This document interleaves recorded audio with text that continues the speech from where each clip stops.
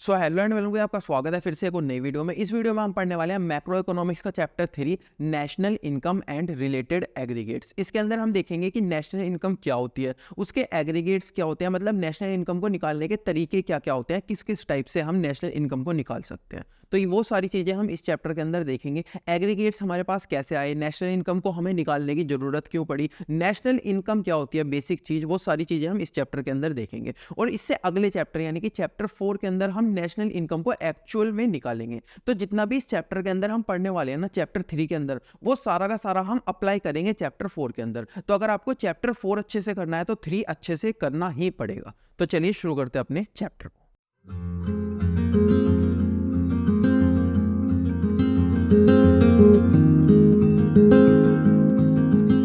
तो video start करने से पहले कुछ बेसिक बातें, कैसे आप इस वीडियो को देखकर मिनिमम इनपुट देकर मैक्सिमम आउटपुट निकाल सकते हो। ये बातें मैं हर वीडियो के स्टार्टिंग में बोलता हूं। अगर आपको ये बातें पहले से पता है तो आप डायरेक्टली टॉपिक 1 के ऊपर जंप कर सकते हो।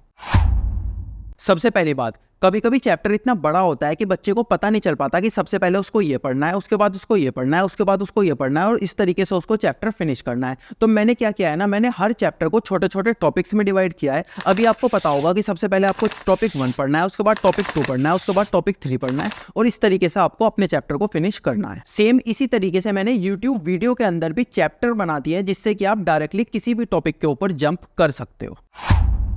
दूसरी बात, अभी आपको किसी भी चैप्टर को पढ़ने के लिए वीडियो का पार्ट 1, पार्ट 2, पार्ट 3 ढूंढने की जरूरत नहीं पड़ेगी। मैंने पूरा का पूरा चैप्टर सिर्फ और सिर्फ एक वीडियो में कवर किया है।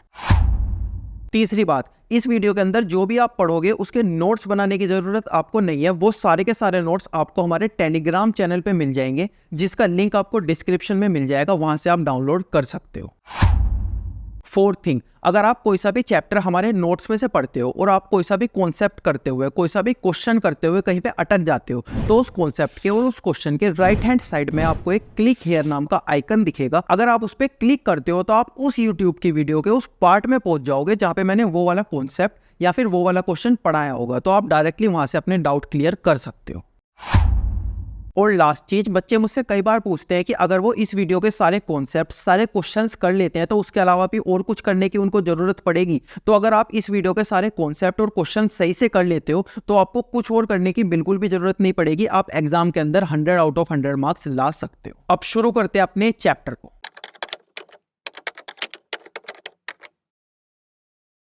तो इस चैप्टर का टॉपिक 1 हमारे पास आता है कॉन्सेप्ट ऑफ नेशनल इनकम, यानी कि नेशनल इनकम का मतलब क्या होता है। देखो, बेसिकली नॉर्मल लाइफ में नेशनल इनकम का मतलब क्या होता है, अगर हमें किसी भी कंट्री की नेशनल इनकम निकालनी है तो उस कंट्री के रहने वाले लोगों की सारी इनकम को अगर हम प्लस कर देंगे तो उस प्लस हुई वाली इनकम को हम क्या बोलेंगे, नेशनल इनकम बोलेंगे।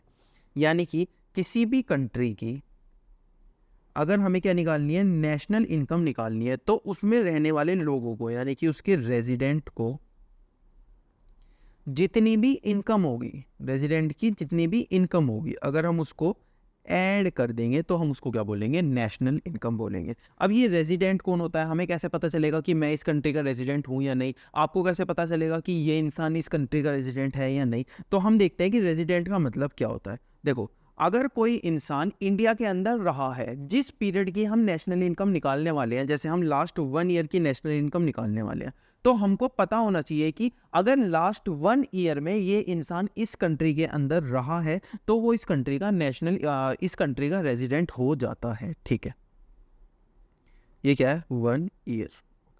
या फिर अगर उस कंट्री के अंदर से वो इंसान पैसा कमाता है, यानी कि उसका इकोनॉमिक इंटरेस्ट अगर किसी कंट्री के अंदर है तो वो उस कंट्री का रेजिडेंट माना जाता है। यानी कि अगर कोई इंसान किसी कंट्री के अंदर पिछले 1 साल में, जिस पीरियड की हम नेशनल इनकम निकाल रहे हैं, उस पीरियड में रहा है तो वो वहाँ का रेजिडेंट हो जाएगा। और साथ में क्या होना चाहिए, उस कंट्री से उसने पैसे भी कमाए होने चाहिए। जैसे यूएसए में एक इंसान बैठा है, वो इंडिया से पैसे कमा रहा है, तो क्या वो इंडिया का रेजिडेंट हो जाएगा? नहीं, क्योंकि उसको इंडिया में रहना भी जरूरी है। अगर मैं हूँ, मैं इंडिया से पैसे भी कमा रहा हूँ और इंडिया के अंदर रह भी रहा हूँ, तो मैं क्या हूँ, इस कंट्री का रेजिडेंट हूँ।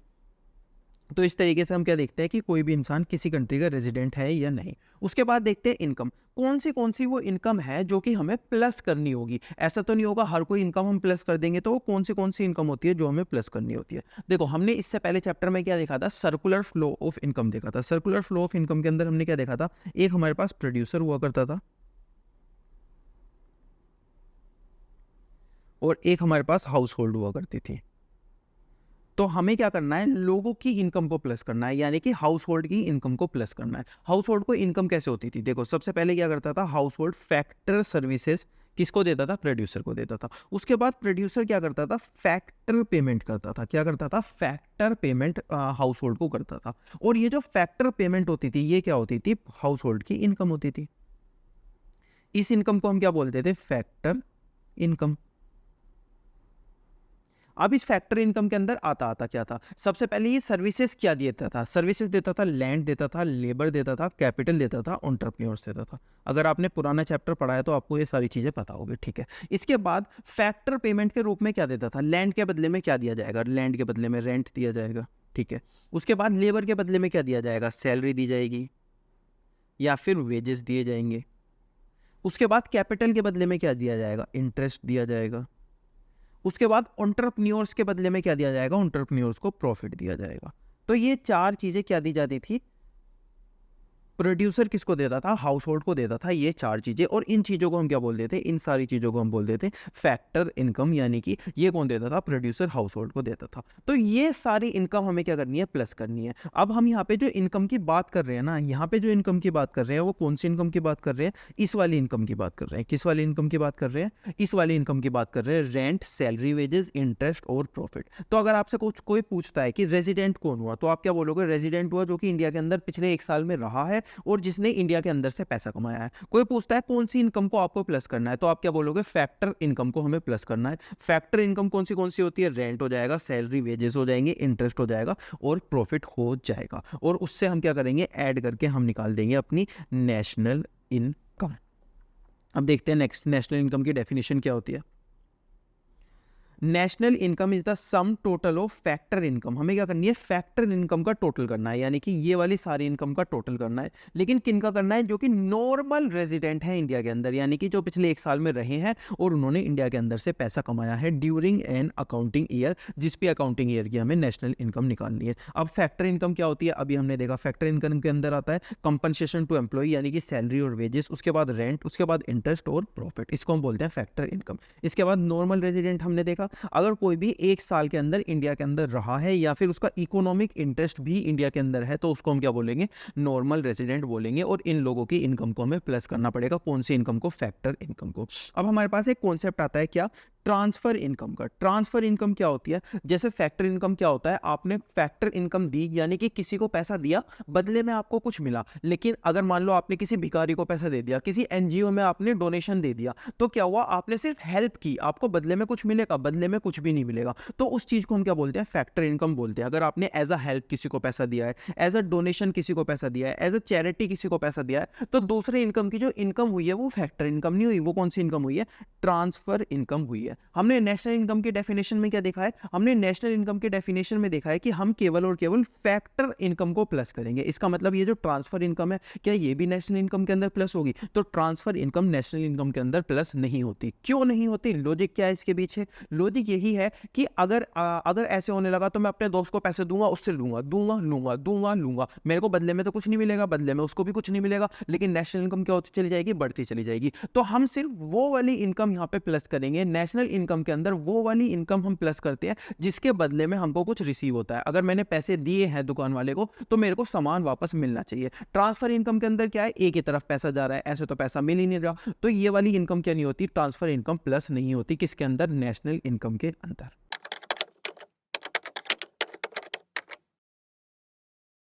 टॉपिक 2 हमारे पास आता है domestic and national income. Domestic और नेशनल इनकम क्या होती है ये भी देख लेते हैं। देखो सबसे पहले देखते हैं डोमेस्टिक इनकम क्या होती है।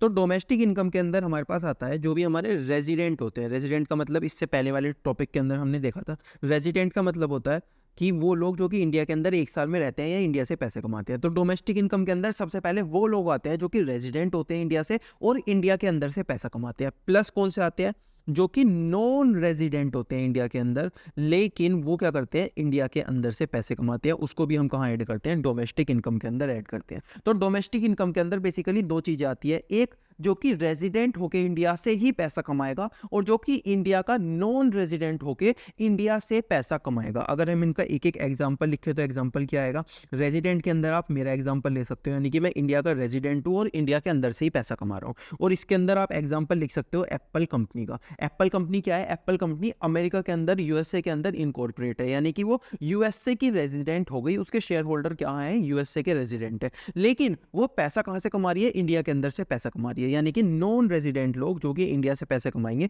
उसको भी हम डोमेस्टिक इनकम के अंदर ऐड करेंगे। अब देखते हैं कि हमारी जो नेशनल इनकम होती है वो क्या होती है।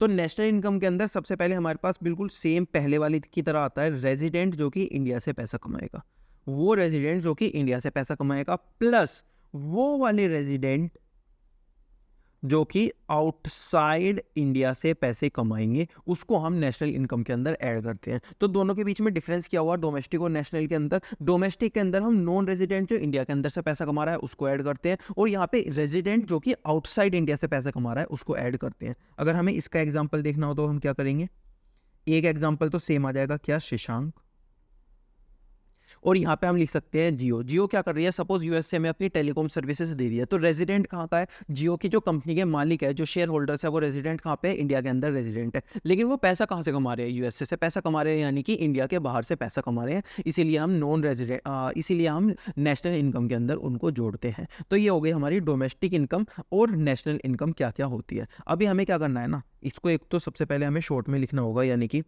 जो हमारी डोमेस्टिक इनकम होती है वो क्या होती है, जो रेजिडेंट इंडिया के अंदर से पैसा कमाते हैं, प्लस जो नॉन रेजिडेंट इंडिया के अंदर से पैसा कमाते हैं, ठीक है। उसके बाद हमारी नेशनल इनकम कौन सी होती है, वो रेजिडेंट जो कि इंडिया के अंदर से पैसा कमा रहे हैं, बिल्कुल सेम ऊपर वाले की तरह, प्लस जो कि रेजिडेंट आउटसाइड इंडिया से पैसा कमा रहे हैं, जो कि रेजिडेंट आउटसाइड इंडिया से पैसा कमा रहे हैं, ठीक है।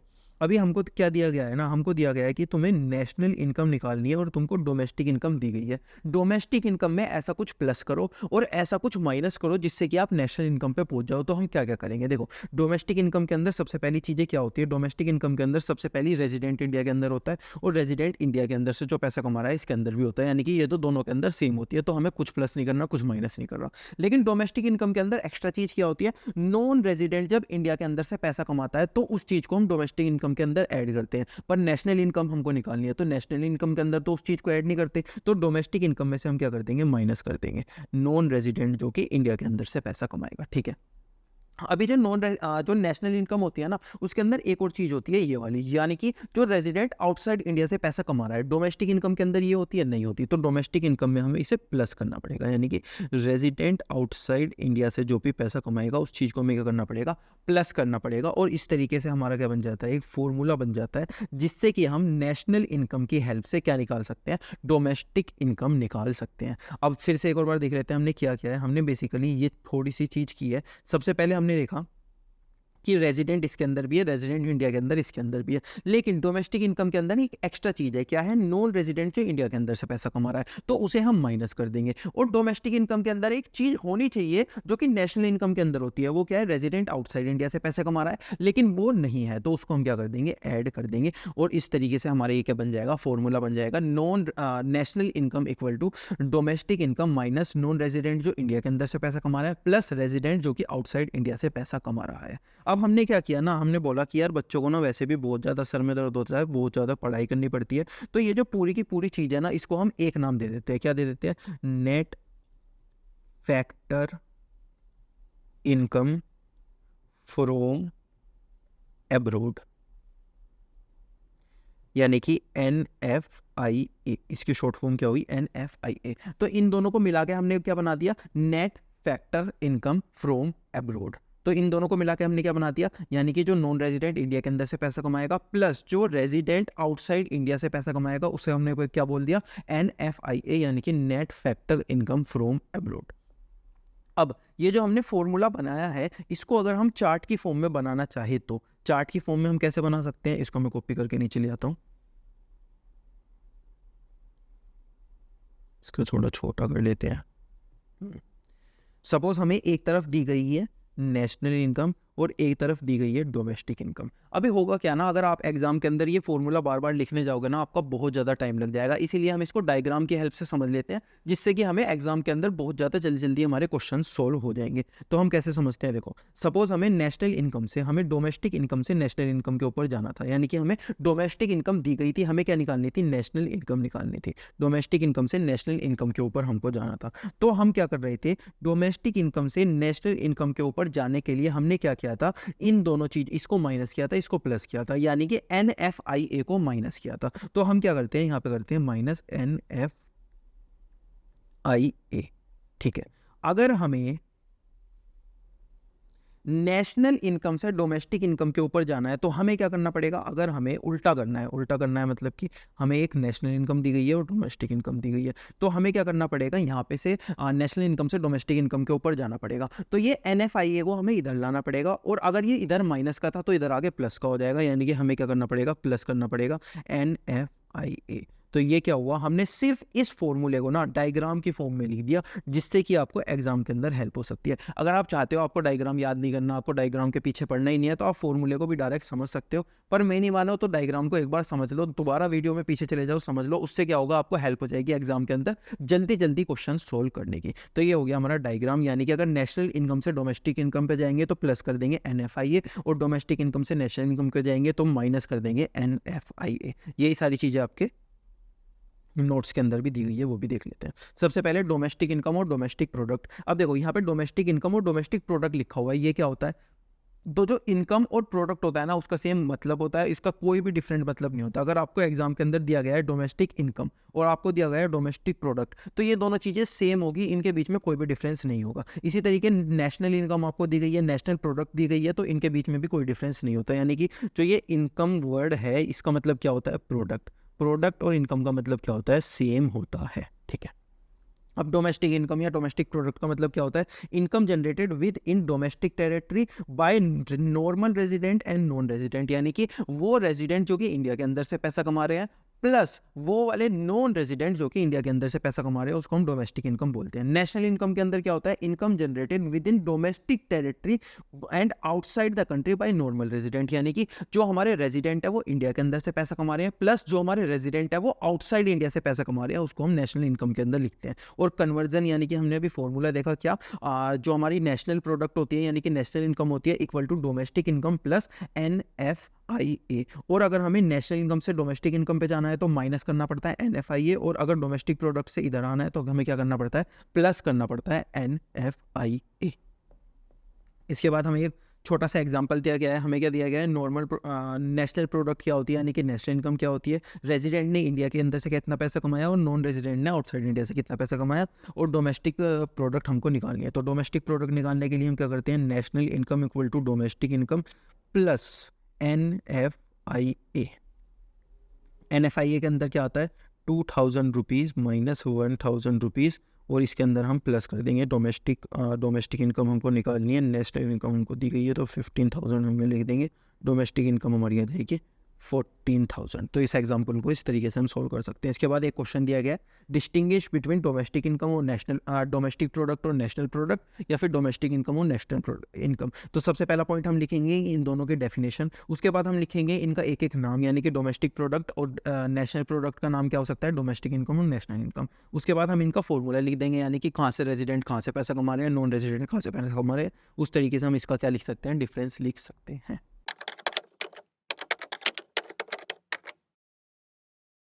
अभी हमारे पास टॉपिक 3 आता है, कॉन्सेप्ट ऑफ ग्रोस और नेट। ग्रोस और नेट का मतलब क्या होता है ये भी देख लेते हैं। सबसे पहले देखो एक एग्जांपल से इसको हम समझते हैं। आपके पास ना 1 अप्रैल 1 2022 को आपके पास एक मशीन थी।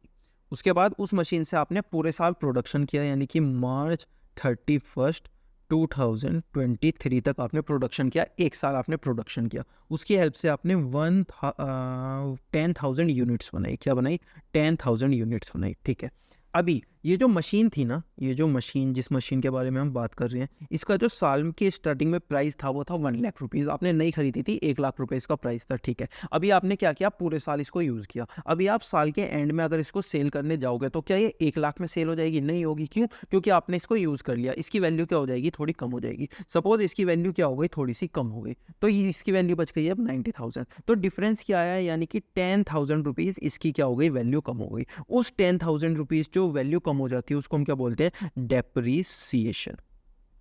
तो डेप्रिसिएशन क्या होता है? अगर हम किसी भी फिक्स्ड एसेट को, मशीन हो गई, हमारी बिल्डिंग हो गई, घर हो गया, या फिर कुछ भी चीज़ हो गई, फैक्ट्री हो गई, अगर हम उसको यूज़ करते रहते हैं तो उसकी वैल्यू कम होती चली जाती है, और जितनी वैल्यू कम होती है उसको हम क्या बोलते हैं? डेप्रिसिएशन बोलते हैं, ठीक है। अभी आपने इतना काम किया ना, तो आपको साल के एंड में क्या हुआ? प्रॉफिट हुआ।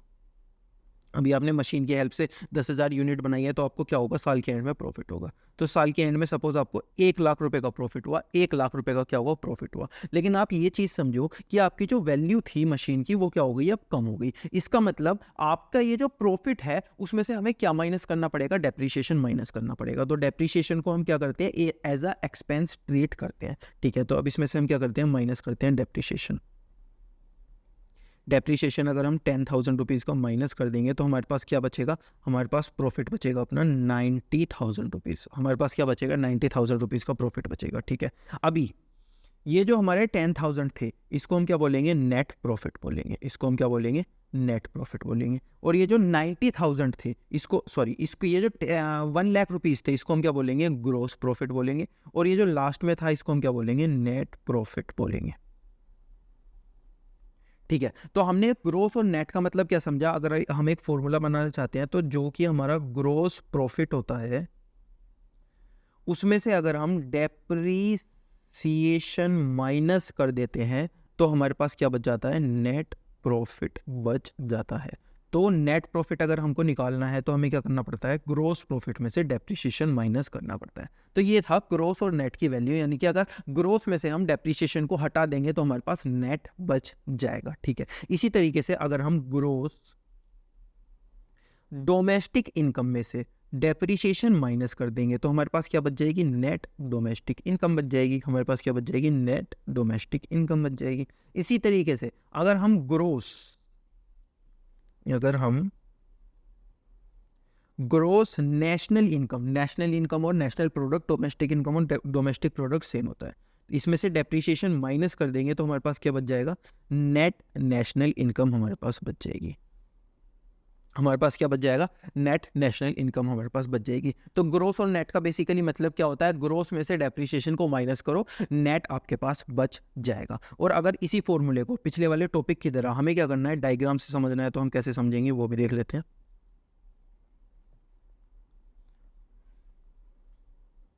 अगर हमको क्या दिया गया है? अगर हमको डोमेस्टिक ग्रोस दी गई है, ग्रोस डोमेस्टिक इनकम दी गई है, हमको कहाँ पहुँचना है? नेट डोमेस्टिक इनकम पे। और हमें यहाँ पे भी ग्रोस नेशनल इनकम दी गई है, और अगर हमें ग्रोस नेट नेशनल इनकम पे पहुंचना है तो हमें क्या करना पड़ेगा? देखो, अगर हमें नेट डोमेस्टिक इनकम से, यानी कि यहाँ से ग्रोस पे पहुंचना है तो हमें क्या करना पड़ेगा? डेप्रिसिएशन प्लस करना पड़ेगा। यहाँ पे क्या है? माइनस का। इस डेप्रिसिएशन को हम इधर लेके आएंगे तो क्या हो जाएगा? ये प्लस का हो जाएगा, यानी कि हमें क्या करना पड़ेगा? डेप्रिसिएशन को प्लस करना पड़ेगा। इसी तरीके से अगर हमको ग्रोस दी गई है और नेट पे पहुंचना है, यानी कि ग्रोस से नेट पे पहुंचना है, तो माइनस क्या करना पड़ेगा? डेप्रिसिएशन करना पड़ेगा। तो यहाँ पे क्या करना पड़ेगा? डेप्रिसिएशन को माइनस करना पड़ेगा। इसी तरीके से अगर हमको यहाँ पे ग्रोस दी गई है, ग्रोस से नेट पे पहुंचना है, तो हमें क्या करना पड़ेगा? माइनस करना पड़ेगा डेप्रिसिएशन, और अगर यहाँ पे पहुंचना है तो प्लस करना पड़ेगा डेप्रिसिएशन। तो इन दोनों फॉर्मूले को निकालने के लिए हमने क्या समझा? ग्रोस और नेट का मतलब समझा। ग्रोस में से डेप्रिसिएशन को माइनस करो, नेट आपके पास बच जाएगा। और ये क्या समझ लिया हमने? ये समझ लिया कि अगर हमें फॉर्मूले याद नहीं रहते, हमें डायग्राम से समझना है, तो इस तरीके से हम कर सकते हैं। आपके नोट्स के अंदर देख लेते हैं। जीडीपी क्या होता है? Gross domestic product before depreciation, net domestic product यानी कि आफ्टर डेप्रिसिएशन। ये फॉर्मूला क्या है? Net domestic product equal to gross domestic product minus depreciation. Net से ग्रोस पे पहुंचना है तो डेप्रिसिएशन प्लस कर देना, और ग्रोस से नेट पे पहुंचना है तो माइनस कर देना अपना डेप्रिसिएशन। इसके बाद नेशनल प्रोडक्ट यानी कि बिफोर डेप्रिसिएशन, डेप्रिसिएशन से पहले ग्रोस वाला, और नेट नेशनल प्रोडक्ट यानी कि net national income after depreciation. Net national product equal to gross national product minus depreciation. ये सारे फॉर्मूले हमने देखा है। नेट से ग्रोस पे पहुंचने के लिए क्या करना है, ऐड डेप्रिसिएशन करना है, और इधर से इधर जाने के लिए माइनस डेप्रिसिएशन करना है। ये एक एक एग्जाम्पल इसका दिया गया है, अगर आप चाहते हो तो इसको पढ़ सकते हो।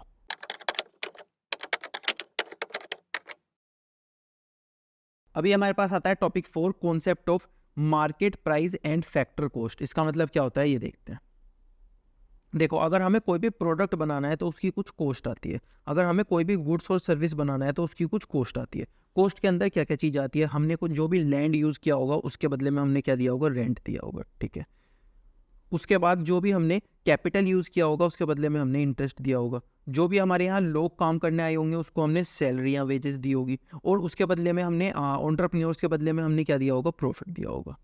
ये सारी चीज़ें आपको सुनी सुनी लगेगी, बिल्कुल हाँ, ये सर्कुलर फ्लो ऑफ इनकम का ही पार्ट है, जो कि फैक्टर सर्विसेज थी, उसके बदले में हम जो पेमेंट करते थे जिसको हम बोलते थे फैक्टर पेमेंट। तो ये क्या होता है, कॉस्ट होती है किसी भी गुड्स को बनाने की, ठीक है। तो एक हमारे पास कॉस्ट होती है किसी भी गुड को बनाने की। उसके बाद उस कॉस्ट के अंदर हमें क्या ऐड करना पड़ता है, टैक्सेस ऐड करने पड़ते हैं। टैक्सेस क्या होते हैं, वो टैक्सेस होते हैं जो कि हमें गवर्नमेंट को देने पड़ते हैं, कंपलसरी देने पड़ते हैं। उसमें से हमें सब्सिडीज क्या करनी पड़ती है, माइनस करनी पड़ती है। अब सब्सिडीज का मतलब क्या होता है, देखो सपोज एक बिहार की स्टेट है, इसके अंदर ना कोई भी इंसान अपनी फैक्ट्री सेटअप नहीं करता। क्या नहीं करता, फैक्ट्री सेटअप नहीं करता। फैक्ट्री सेटअप क्यों नहीं करता, क्योंकि यार बिहार के अंदर ना बहुत ज़्यादा गरीबी है, वहाँ पे इंजीनियर्स नहीं है कि अगर कोई भी फैक्ट्री वहाँ पे सेटअप होगी तो वो फैक्ट्री प्रॉफिट नहीं कमा पाएगी। तो यहाँ पे आती है गवर्नमेंट। गवर्नमेंट क्या बोलती है, सुनो भाई सुनो भाई सुनो, ये जो लोग हैं जो कि फैक्ट्री सेटअप करना चाहते हैं, तुम एक काम करो, अपनी जो फैक्ट्री है उसको सेटअप कर लो बिहार में जाके। फैक्ट्री वाला इंसान बोलेगा सर मैं ऐसा क्यों करूँ, मतलब मेरे को तो वहाँ पे फ़ायदा नहीं दिखता। तो गवर्नमेंट बोलेगी तुम एक काम करो, तुम करो तो सही, अगर तुम्हें कोई भी चीज़ 10 रुपए की मिल रही है ना, तो हम 1 रुपए तुम्हें सब्सिडरी दे देंगे, यानी कि 1 रुपए हम तुम्हें अपनी जेब से दे देंगे और वो चीज़ तुम्हें 9 रुपए की मिलेगी। तो फैक्ट्री सोचेगी यार हर चीज़ पे 1 रुपए का फ़ायदा हो रहा है, मुझे करोड़ों को फ़ायदा हो सकता है, तो एक काम करता हूँ बिहार में मैं क्या कर लेता हूँ, सेटअप कर लेता हूँ, बिहार में मैं क्या कर लेता हूँ, सेटअप कर लेता हूँ। तो गवर्नमेंट ने यहाँ पे क्या दिया, सब्सिडरी दी। सब्सिडरी का मतलब क्या होता है, गवर्नमेंट अपने पास से थोड़े से पैसे किसी इंसान को, किसी कंपनी को, किसी फैक्ट्री को, किसी एनजीओ को दे देती है। क्यों दे देती है, जिससे कि जो गवर्नमेंट का मोटिव है वो फुलफिल हो सके, जो गवर्नमेंट का ऑब्जेक्टिव है वो फुलफिल हो सके। गवर्नमेंट का ऑब्जेक्टिव क्या है, वेलफेयर, यानी कि बिहार में फैक्ट्री लगवाने से क्या होगा, बिहार के लोगों का वेलफेयर होगा। तो यहाँ पे गवर्नमेंट का जो ऑब्जेक्टिव है वो क्या हो जाता है, सेटिस्फाई हो जाता है। तो गवर्नमेंट क्या करती है, सब्सिडरी देती है, जिससे कि क्या हो सके, उसका ऑब्जेक्टिव क्या हो सके, सेटिस्फाई हो सके, उसका ऑब्जेक्टिव अचीव हो सके। तो हमें कोस्ट में क्या क्या करना होता है, कोस्ट में सबसे पहले हम टैक्स ऐड करते हैं, उसके बाद सब्सिडरी माइनस करते हैं, और उसके बाद हमारे पास फाइनल प्राइस आ जाता है, यानी कि मार्केट का प्राइस हमारे पास आ जाता है, ठीक है। अभी ये जो हमारी कोस्ट थी ना, इनिशियल जो हमारी कोस्ट थी, मैं इसको एक सेकेंड,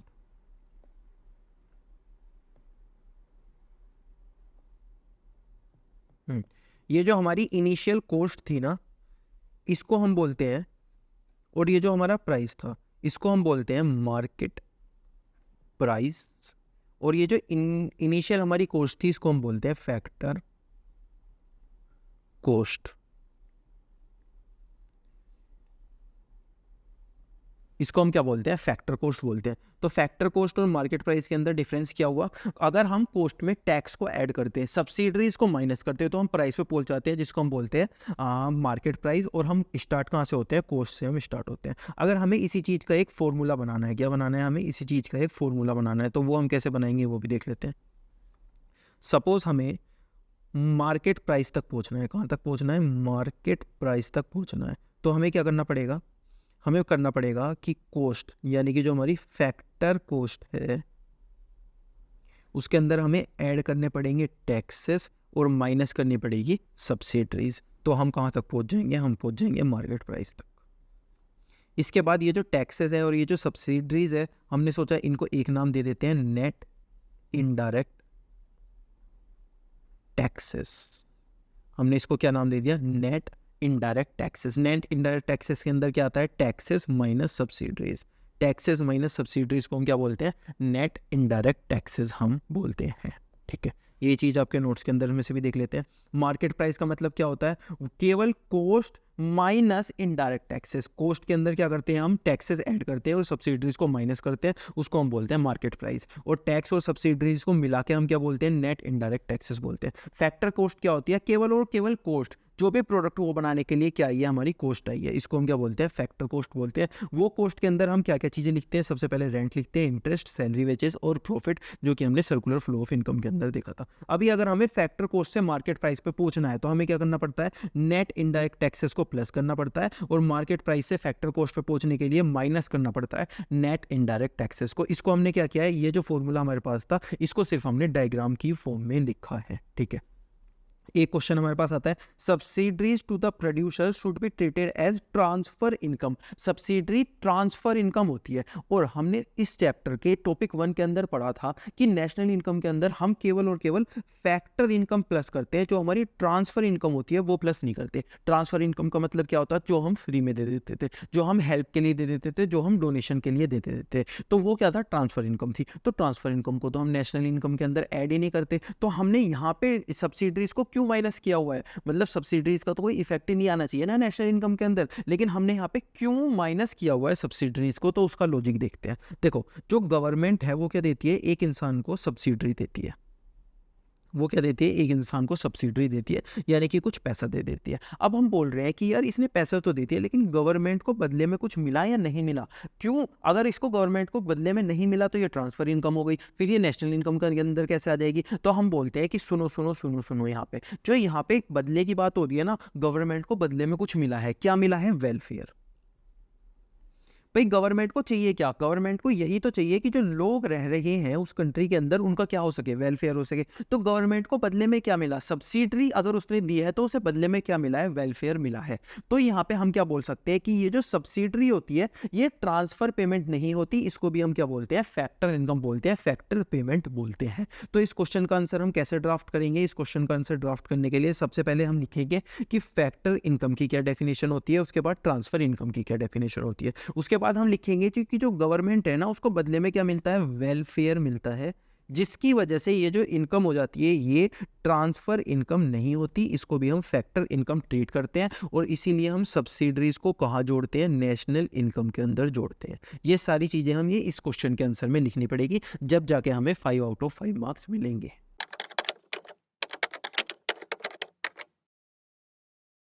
अभी हमारे पास टॉपिक 5 आता है, aggregates related to national income. ये क्या होता है ये भी देख लेते हैं। देखो अभी तक हमने क्या क्या पढ़ा है, सबसे पहले देखते हैं। सबसे पहले हमने पढ़ा था ग्रोस और नेट, उसके बाद हमने पढ़ा था डोमेस्टिक प्रोडक्ट या फिर डोमेस्टिक इनकम, और नेशनल प्रोडक्ट या फिर नेशनल इनकम। उसके बाद हमने पढ़ा था फैक्टर कॉस्ट या फिर मार्केट प्राइस।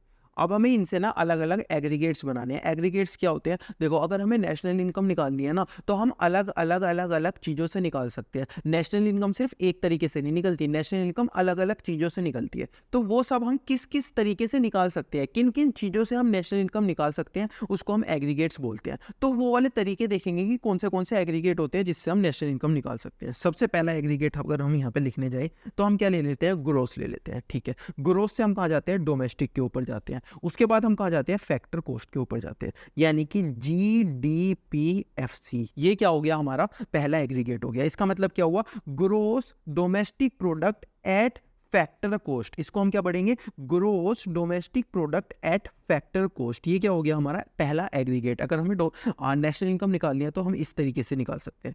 अब देखते हैं दूसरा एग्रीगेट। पिछली बार हमने क्या लिया था, फैक्टर कॉस्ट लिया था, इस बार लेते हैं मार्केट प्राइस। तो दूसरा क्या हो गया, GDPMP। जी कहाँ से लिया हमने, जी लिया हमने यहाँ से ग्रोस से, उसके बाद डोमेस्टिक प्रोडक्ट लिया, पिछली बार फैक्टर कॉस्ट लिया था, इस बार मार्केट प्राइस लिया, तो हमारा क्या आ गया, GDPMP, यानी कि gross domestic product at market price, ठीक है। इसके बाद हमने ग्रोस डोमेस्टिक प्रोडक्ट की सारी चीज़ें ले ली, तो अब हम क्या करते हैं कि अब हम जाते हैं नेशनल प्रोडक्ट के ऊपर। नेशनल प्रोडक्ट में भी सबसे पहले फैक्ट्री कॉस्ट लेंगे, उसके बाद मार्केट प्राइस लेंगे, यानी कि GNP। अगला एग्रीगेट हमारे पास क्या आ गया, GNPFC, यानी कि हमने क्या ले लिया, फैक्टर कॉस्ट। इस बार हम लेंगे मार्केट प्राइस, GNPMP। हमने क्या ले लिया, जी यानी कि ग्रोस, NPFC और फिर MP। तो ये हमारे क्या हो गए, एग्रीगेट्स हो गए, 4 एग्रीगेट्स हमारे हो गए। अभी हमने सारे परमुटेशन कॉम्बिनेशन ग्रोस से रिलेटेड बना लिए। अब हम चलते हैं नेट के ऊपर। नेट के ऊपर भी इसी तरीके से हम करेंगे। सबसे पहले डोमेस्टिक प्रोडक्ट लेंगे, फिर फैक्टर कॉस्ट, फिर मार्केट प्राइस। तो सबसे पहला हमारा क्या आता है, एग्रीगेट।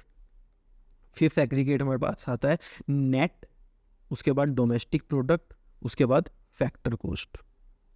इसके बाद 6 एग्रीगेट हमारे पास क्या आता है, net, domestic product at market price, यानी कि ये। अब ये दोनों हमारे पास आ गए। डोमेस्टिक प्रोडक्ट हमने ले लिया, अब नेशनल प्रोडक्ट लेते हैं। नेशनल प्रोडक्ट में एक बार फैक्ट्री कॉस्ट, एक बार मार्केट प्राइस। नेट, इस आपकी बार क्या ले रहे हैं, नेशनल प्रोडक्ट, उसके बाद फैक्टर कॉस्ट पहले लेते हैं, फिर NNPMP।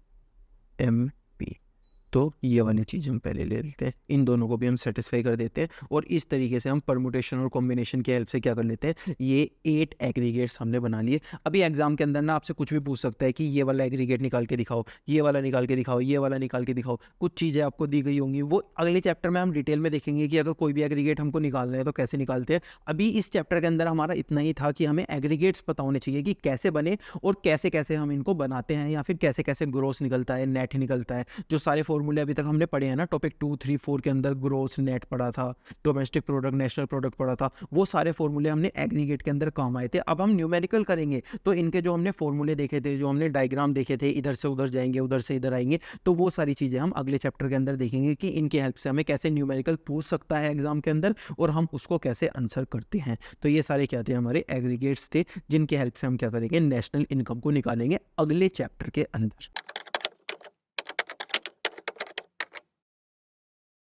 टॉपिक 6 हमारे पास आता है नॉमिनल और रियल जीडीपी। नॉमिनल और रियल जीडीपी क्या होती है, ये भी देख लेते हैं। सबसे पहले हम देखते हैं कि नॉमिनल जीडीपी क्या होती है।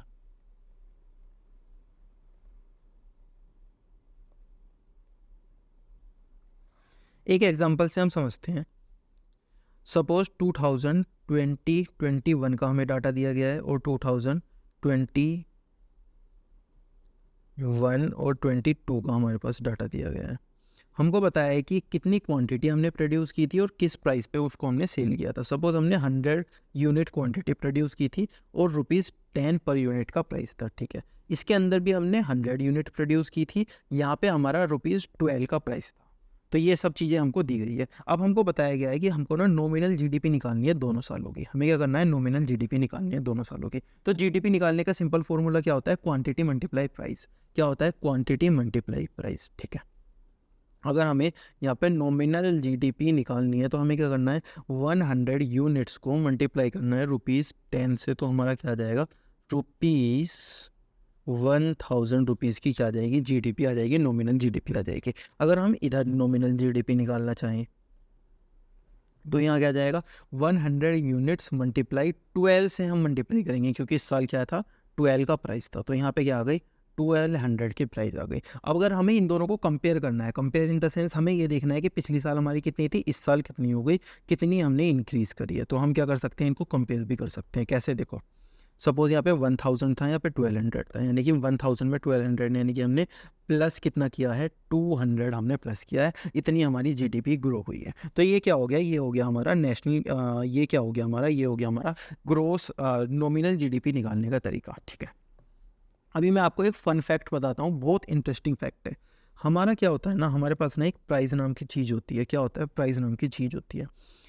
ये जो प्राइस होता है ना, सपोज 2010 में और 2023 में प्राइस में काफ़ी डिफरेंस होगा। सपोज आपका जो 2010 में ₹10 की चीज़ आती थी, 2023 में वही चीज़ ₹15 की आएगी। सेम चीज़ होगी, लेकिन सेम चीज़ क्या हो जाएगी, महंगी हो जाएगी। जो कि 10 रुपये में चीज़ आती थी पहले, वो अब क्या आएगी, 15 की आएगी। जैसे 10 रुपये की जो फ्रूटी आती थी वो सपोज अब 15 की हो गई, तो क्या हो गया, प्राइस उसका इंक्रीज़ हो गया। फ्रूटी नहीं बदली, फ्रूटी सेम रही, लेकिन प्राइस इंक्रीज़ हो गया। अभी फन फैक्ट यहाँ पे क्या है ना, ये जो प्राइस का इंक्रीज होना है ना, ये एक नेचुरल प्रोसेस है। क्या है ये, नेचुरल प्रोसेस है। अभी नेचुरल प्रोसेस का मतलब क्या होता है, नेचुरल प्रोसेस का मतलब होता है कि जैसे अगर आप 18 साल तक देखोगे तो आपने देखा होगा कि आपकी 18 साल तक हाइट बढ़ती है, ह्यूमन बीइंग्स की 18 साल तक हाइट बढ़ती है। ये क्या है? ये एक नेचुरल प्रोसेस है। इसमें ऐसा तो नहीं है मुझे दम लगाना पड़ रहा है हाइट बढ़ाने के लिए। ये एक नेचुरल प्रोसेस है, ये होता ही होता है, अपने आप होता है। इसी तरीके से इकोनॉमी के अंदर ना प्राइस का बढ़ना, प्राइस का इंक्रीज होना एक नेचुरल प्रोसेस होता है। जैसे सपोज इंडिया के अंदर है, ठीक है, इंडिया ने 2010 का अगर हम एग्जांपल लेते हैं तो 1000 यूनिट बनाई, इसके अंदर भी 1000 यूनिट बनाई, यानी कि यूनिट तो सेम रही, गुड्स तो सेम रही, लेकिन जो प्राइस था वो इंक्रीज हो गया। अब गुड्स अगर सेम रहे, जीडीपी अगर सेम रही, तो प्राइस तो इंक्रीज नहीं होना चाहिए था, लेकिन प्राइस क्या हो गया? इंक्रीज हो गया। प्राइस इंक्रीज क्यों हो गया? क्योंकि एक नेचुरल प्रोसेस है, नेचुरल प्रोसेस है, यानी कि प्राइस अपने आप इंक्रीज होता ही है। जैसे हमारी हाइट है, हमारा सांस लेना है, हम सांस लेते ही रहते हैं, हमारी हाइट बढ़ती रहती है 18 साल तक, तो ये क्या है? एक नेचुरल प्रोसेस है। इसी तरीके से प्राइस का क्या होता है? बढ़ना नेचुरल प्रोसेस होता है। अब नेचुरल प्रोसेस क्यों होता है? प्राइस क्यों बढ़ता है? देखो, इसका लॉजिक आपके सिलेबस के अंदर नहीं है और मैं उसे समझाऊंगा भी नहीं। क्यों? क्योंकि आप बिना फालतू की कंफ्यूज हो जाओगे। आपको यहाँ पे क्या समझना है? आपको ये समझना है सिर्फ कि प्राइस बढ़ता है अपने आप, समय के साथ साथ प्राइस बढ़ता चला जाएगा। वो इसीलिए बढ़ता चला जाएगा क्योंकि एक नेचुरल प्रोसेस है। आपकी हाइट बढ़ती चली जाएगी, उसके पीछे कोई लॉजिक नहीं है, आपने कुछ नहीं समझा उसके पीछे, तो प्राइस बढ़ता चला जाएगा। नेचुरल प्रोसेस है, इसके पीछे भी आप कुछ मत समझो, सिर्फ आपको ये पता होना चाहिए कि आपके प्राइस क्या होता है, अपने आप बढ़ता चला जाता है। ठीक है, अभी हमने जो ये नॉमिनल जीडीपी निकाला, इसको निकाल के हम क्या हो गए? बहुत ज़्यादा खुश हो गए। हमने क्या देखा कि हमने क्या किया था? हमने दो जीडीपी को क्या किया था? कंपेयर किया था। कंपेयर यानी कि 200 प्लस हुआ था। अगर यहाँ पे आप देखोगे, यहाँ पे हमने कितनी यूनिट प्रोड्यूस की थी? 100। यहाँ पे भी हमने कितनी यूनिट प्रोड्यूस की थी? 100। हमारा क्या हुआ था? प्राइस इंक्रीज हुआ था, जिसकी वजह से हमारी जीडीपी की ग्रोथ हमको शो हो रही थी। हमारी जीडीपी की ग्रोथ क्यों शो हो रही थी? तो इसीलिए शो हो रही थी क्योंकि हमारा जो प्राइस था वो इंक्रीज हुआ था। अगर हम गुड्स और सर्विस के ऊपर नजर डालेंगे ना, तो हमने गुड्स एंड सर्विस तो पहले भी 100 यूनिट बनाई थी, इस साल भी 100 यूनिट बनाई है, तो हमारी ग्रोथ थोड़ी ना होनी चाहिए थी भाई? देखो, जीडीपी का ग्रो होना यानी कि गुड्स एंड सर्विस का इंक्रीज होना, गुड्स और सर्विस के बनने का इंक्रीज होना, गुड्स और सर्विस का आउटपुट इंक्रीज होना, लेकिन यहाँ पे तो इंक्रीज हुआ ही नहीं है। तो यहाँ पे क्या हुई है? हमारी जीडीपी फिर भी ग्रोथ शो हुई है। तो यहाँ पे क्या हुआ है? यहाँ पे हमारा 10 और 12 की वजह से जो हमारी जीडीपी ग्रो हुई है वो शो हुई है। अभी सपोज ये जो 100 यूनिट है, हमने कुछ भी नहीं किया, 100 यूनिट बना दी, तो ये जो प्राइस था ये तो अपने आप होना ही था ना, इसमें हमने मेहनत की, ये तो नेचुरल प्रोसेस है। अभी हमने क्या देखा कि जो ये प्राइस है ये नेचुरल प्रोसेस है, प्राइस तो इंक्रीज होना ही होना था, हमें कुछ ना भी करते ना तो भी प्राइस इंक्रीज होता ही होता। तो हमने यहाँ पे क्या किया? ये जो 200 की जो इंक्रीज हमारे पास आया है, क्या ये सही है? क्यों? क्योंकि ये इंक्रीज आया है क्योंकि हमारा प्राइस इंक्रीज हुआ है। अरे प्राइस तो इंक्रीज होता, हमारी कंट्री डेवलप ना भी करती तो भी प्राइस तो अपने आप इंक्रीज होना ही था। तो हमें ये सही है क्या? हमने यहाँ पे जो 200 का इंक्रीज दिखाया हुआ है, उसके लिए हमारे पास आती है रियल जीडीपी। रियल जीडीपी क्या बोलती है? ये आई होप आपको समझ आ गया होगा कि जो प्राइस का बढ़ना है वो क्या है? एक नेचुरल प्रोसेस है। ओके, हमारे पास इसके लिए आती है रियल जीडीपी। रियल जीडीपी हमें क्या बोलती है? रियल जीडीपी हमसे बोलती है कि देखो भाई, क्वांटिटी मल्टीप्लाई प्राइस करके हम क्या निकालते थे? ये चीज़ निकालते थे। तो हम यहाँ पे क्या करेंगे? अगर हम सेम एग्जांपल को लेते हैं, मैं लिख लेता हूँ। हमें क्या दिया हुआ था? 2020 और 21 में हमने लिया था, और 21 और 22 में हमने लिया था। हमें कुछ क्वांटिटी दी हुई थी, हमें कुछ प्राइस दिया हुआ था। यहाँ पे क्वांटिटी 100 यूनिट, यहाँ पे प्राइस था 10, यहाँ पे क्वांटिटी 100 यूनिट, यहाँ पे प्राइस था 12। तो हमने बोला, रियल जीडीपी ने बोला, अरे यार तुम क्या पागलपंती करते हो, तुम इकोनॉमिक्स के स्टूडेंट हो ना, तो तुम ऐसे कैसे निकाल सकते हो? तुम एक बार बताओ, हमने यहाँ पे जीडीपी हम यहाँ पे निकालने जाएंगे, ठीक है? क्या निकालने जाएंगे? रियल जीडीपी हम यहाँ पे निकालने जाएंगे। तो यहाँ पे 100 यूनिट को मल्टीप्लाई करेंगे ₹10 से, हमारा क्या निकल जाएगा? 1000 रुपीज़ की जीडीपी आ जाएगी। और अगर हम यहाँ पे रियल जीडीपी निकालने जाएंगे तो हम क्या कर देंगे? 12 से मल्टीप्लाई कर देंगे। क्यों? प्राइस तो बढ़ेगा ना। अरे वो तो नेचुरल प्रोसेस है, उससे हमें मतलब नहीं है। हमें क्या बढ़ाना है? हमने अपनी जीडीपी को बढ़ाने के लिए हमें यूनिट्स एंड गुड्स में प्रोड्यूस करना पड़ेगा, उन्हें इंक्रीज करना पड़ेगा। तो यहाँ पे भी हम 100 यूनिट से प्रोड्यूस करेंगे, लेकिन यहाँ पे हम 12 से मल्टीप्लाई नहीं करेंगे, जो पिछली साल प्राइस था ना उससे मल्टीप्लाई करेंगे, ₹10 से मल्टीप्लाई करेंगे, फिर यहाँ पे 1000 आएगा। और इससे हमें पता चलेगा कि 1000 में 1000 ना तो कुछ इंक्रीज हुआ ना ही कुछ डिक्रीज हुआ। क्यों इंक्रीज और डिक्रीज नहीं हुआ? क्योंकि हमारी जो ये यूनिट थी जो हमने प्रोड्यूस की थी वो भी सेम थी। अगर हम यूनिट को इंक्रीज करते तो हमारा इंक्रीज होता, डिक्रीज करते तो हमारा डिक्रीज होता। तो यहाँ पे क्या कैच है? नॉमिनल और रियल के अंदर क्या डिफरेंस है? जो रियल के नॉमिनल के अंदर हम निकालते हैं, जो ये हम प्राइस लेते हैं ना, इस प्राइस को हम लेते हैं करंट ईयर का प्राइस, यानी कि 10 और 12 करंट ईयर।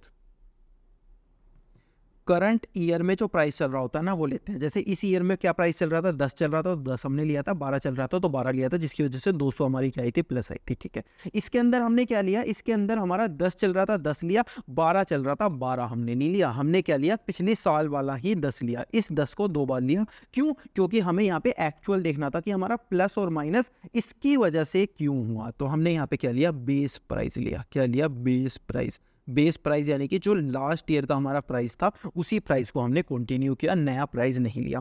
तो रियल और नॉमिनल का डिफरेंस आपको समझ में आ गया होगा, कॉन्सेप्ट क्लियर हो गया होगा कि क्यों हमें ये वाली चीज़ें देखनी, यानी कि ये जो हमारा 200 रुपीज़ प्लस हुआ था यहाँ पे, ये देखना हमारे लिए सही नहीं था। क्यों, क्योंकि जो प्राइस है वो तो बढ़ेगा ही बढ़ेगा। अगर हमारी कंट्री कल को ग्रो करना बंद कर देती है तो भी प्राइस तो इंक्रीज होगा ही होगा। क्यों, क्योंकि वो एक नेचुरल प्रोसेस है। जब तक हम जिंदा रहेंगे 18 साल तक हमारी हाइट बढ़ेगी ही बढ़ेगी। अगर हम खाना भी छोड़ दें, हमें इतना खाना ना मिले जितना हमें चाहिए, तो भी हमारी हाइट बढ़ेगी ही बढ़ेगी। थोड़ी बढ़ेगी लेकिन बढ़ेगी जरूर। क्यों, क्योंकि वो एक नेचुरल प्रोसेस है। तो यहाँ पे भी क्या होता है, नेचुरल प्रोसेस होता है प्राइस का बढ़ना। इसीलिए नॉमिनल जीडीपी को हम क्या बोलते हैं कि यार ये जीडीपी जो होती है ना, ये इंडिकेट सही नहीं करती।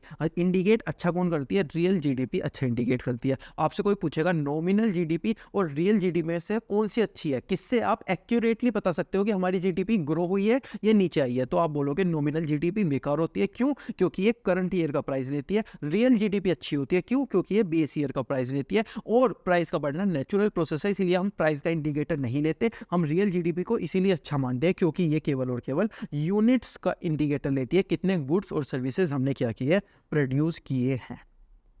तो ये था नॉमिनल जीडीपी और रियल जीडीपी का डिफरेंस। नॉमिनल जीडीपी का मतलब देखते हैं। नॉमिनल जीडीपी करंट ईयर का प्राइस लेती है, जो हर साल प्राइस चलता है वो प्राइस लेती है, ये एग्जांपल दिया हुआ है। और रियल जीडीपी क्या करती है, कांस्टेंट प्राइस लेती है, यानी कि जो पिछले साल का प्राइस था वही वो क्या करती है, लेती है। यहाँ पे ये वाला एग्जांपल दिया गया है। यहाँ पे 100 और 100 क्या किया है, सेम प्राइस लिया है। और यहाँ पे क्या किया है, 100 और 1000 यानी कि प्राइस का क्या आ गया है, डिफरेंस आ गया है। तो ये क्या था, नॉमिनल जीडीपी और रियल जीडीपी। ठीक है, अभी हमें सपोज नॉमिनल या जीडीपी, रियल में से एक जीडीपी दी गई है। जैसे हमें नॉमिनल जीडीपी दी गई है, हमें क्या निकालना है, रियल जीडीपी निकालनी है। नॉमिनल जीडीपी की हेल्प से रियल जीडीपी निकालनी है। हमें क्या करना है, नॉमिनल जीडीपी की हेल्प से रियल जीडीपी निकालनी है। ठीक है, इसके लिए ना हमें एक चीज़ की हेल्प लगेगी जो कि होता है प्राइस इंडेक्स। प्राइस इंडेक्स हमको क्या बताता है, प्राइस इंडेक्स हमको बताता है, प्राइस इंडेक्स, प्राइस इंडेक्स हमको बताता है कि जो प्राइस है वो कितना बड़ा है। जैसे सपोज 2010 में प्राइस था 100 और 2023 में हमारा जो प्राइस हो गया वो हो गया 2020। तो हम यहाँ से बता सकते हैं कि ये पहले प्राइस जो चीज़ 100 रुपये में आती थी अब 220 रुपये में आती है। यानी कि ये जो प्राइस इंडेक्स होता है ओवरऑल हर गुड्स पे लग जाता है। और प्राइस इंडेक्स हमको क्या बताता है कि कितना प्राइस बढ़ा है, कितना प्राइस किस साल के मुकाबले कितना ज़्यादा इंक्रीज हुआ है। ठीक है, अभी हम एग्जांपल लेते हैं यहाँ पे। प्राइस इंडेक्स का मतलब आई होप आपको समझ में आ गया होगा। प्राइस इंडेक्स हमको सिर्फ ये बताता है कि कितना प्राइस हमारा बढ़ा है किसी भी साल के मुकाबले में। ठीक है, अभी हम यहाँ पे एक एग्जांपल लेते हैं। जो हमारी ये रियल जीडीपी थी ना, ये 2010 में हमने निकाली थी और ये 2020 में हमने निकाली है। यहाँ पे जो हमारा प्राइस इंडेक्स था वो तो क्या था, प्राइस इंडेक्स हमारा था 100 रुपीज़ और यहाँ पे हमारा प्राइस इंडेक्स क्या था, 220 रुपीज़ था।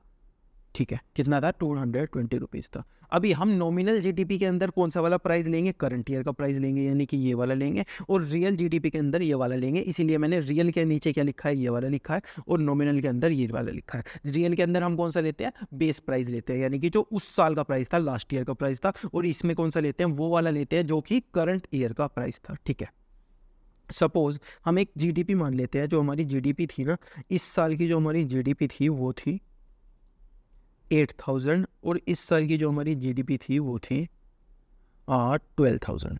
पिछले साल की इस साल की जीडीपी कितनी थी, 8000। इस साल की जीडीपी कितनी थी, 12000। अभी हमको क्या करना है, हमको सपोज रियल से नॉमिनल में जाना है। रियल से किस में जाना है, नॉमिनल के अंदर जाना है।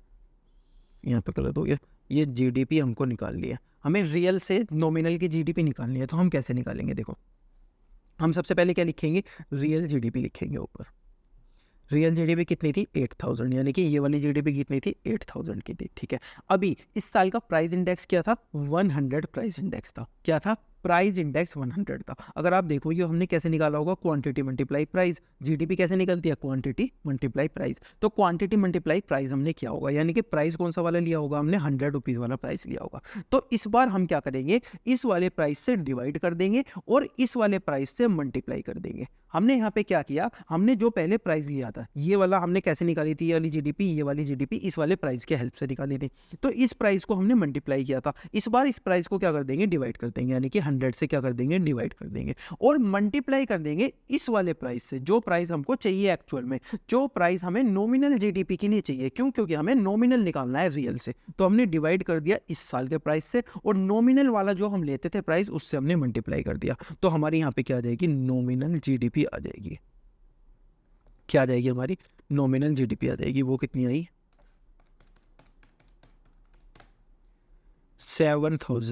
17,600 हमारी नॉमिनल जीडीपी आई। इससे अगर हमें फॉर्मूला बनाना हो तो हम फॉर्मूला कैसे बनाएंगे, अगर हमें यहाँ पे लिखना है नॉमिनल जीडीपी इक्वल टू, यहाँ पे हमने क्या लिखा, real GDP, real GDP divide हमने किससे किया, इस साल के प्राइस से, यानी कि जो बेस प्राइस हमारा था। और नॉमिनल निकालने के लिए हमें कौन से प्राइस से मल्टीप्लाई करना था, इस वाले से, यानी कि जो हमारा करंट ईयर का प्राइस था,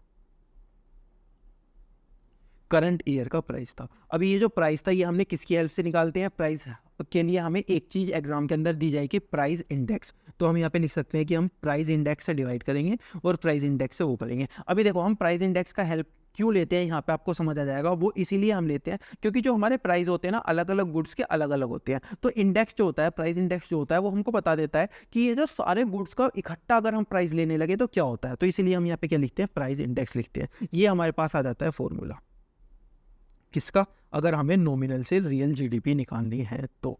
अब यहाँ पे एक और कैच है, वो क्या कैच है, देखो जो हमारा ना, जो ये प्राइस इंडेक्स था ना, ये हमारा एक कॉन्सेप्ट शुरू किया था ब्रिटिशर्स ने, 1920 में ये स्टार्ट हुआ था और अब क्या चल रहा है, 2023 चल रहा है। 1920 में 100 से स्टार्ट किया था कि भाई इस साल प्राइस इंडेक्स है 100, इसके बाद बढ़ता चला जाएगा। सपोज 2010 में ये हो गया था 22,000, ठीक है, यहाँ पे 22,230 ये हो गया था, कितना हो गया था, 22,130 लिख देते हैं, इतना ज़्यादा जंप नहीं आएगा, इतना हो गया था। अगर आप यहाँ पे देखो तो यार यहाँ पे जो ये प्राइस हम इतना ज़्यादा लेते जा रहे हैं, ये 22,022, ये तो लाखों में पहुँच जाएगा। हर साल जो इकोनॉमिक्स निकालते हैं, जो बजट बनाते हैं, वो गवर्नमेंट कैसे बनाएगी। तो इन्होंने क्या बोला, इन्होंने बोला कि ये जो स्टार्टिंग का प्राइस है ना, इसको आप 100 मान लो और यहाँ से यहाँ तक आने के लिए कितना प्लस हुआ, यहाँ से यहाँ तक आने के लिए हमारा प्लस हुआ 130। तो इस 100 में प्लस कर दो 130 और इस साल का क्या मान लो आप, इस साल का आप मान लो ये जो प्लस होकर आएगा 230। तो हम स्टार्ट कहाँ से करते हैं हमेशा, प्राइस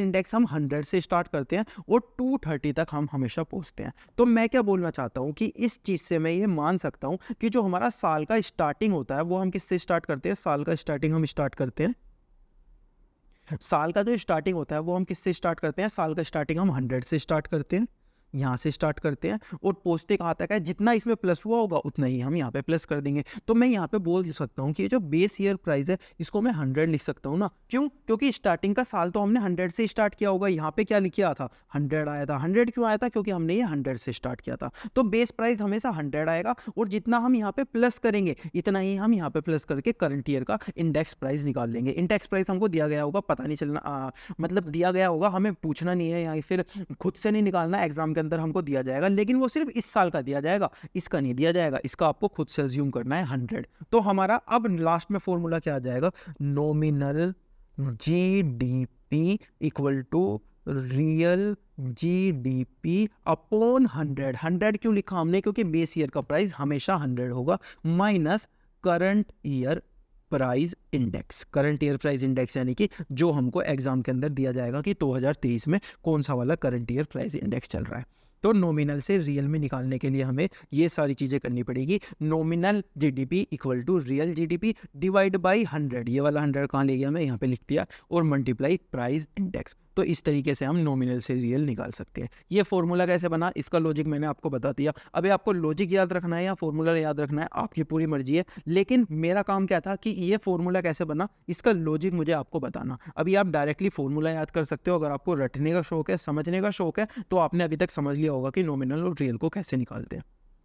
अब हमारे पास अगला कॉन्सेप्ट आता है जीडीपी डिफ्लेक्टर। जीडीपी डिफ्लेक्टर क्या होता है? इसके अंदर हम देखते हैं कि जो हमारी नॉमिनल जीडीपी है वो रियल जीडीपी से कितना ज़्यादा है। यानी कि जो हमारी नॉमिनल जीडीपी है और जो हमारी रियल जीडीपी है वो नॉमिनल जीडीपी रियल जीडीपी से कितनी ज़्यादा है। सपोज जो हमारी नॉमिनल जीडीपी है वो 7,000 है और जो हमारी रियल जीडीपी है वो 5,000 है। तो नॉमिनल जीडीपी रियल जीडीपी से कितनी ज़्यादा है उसके अंदर हम क्या देखेंगे? GDP deflector.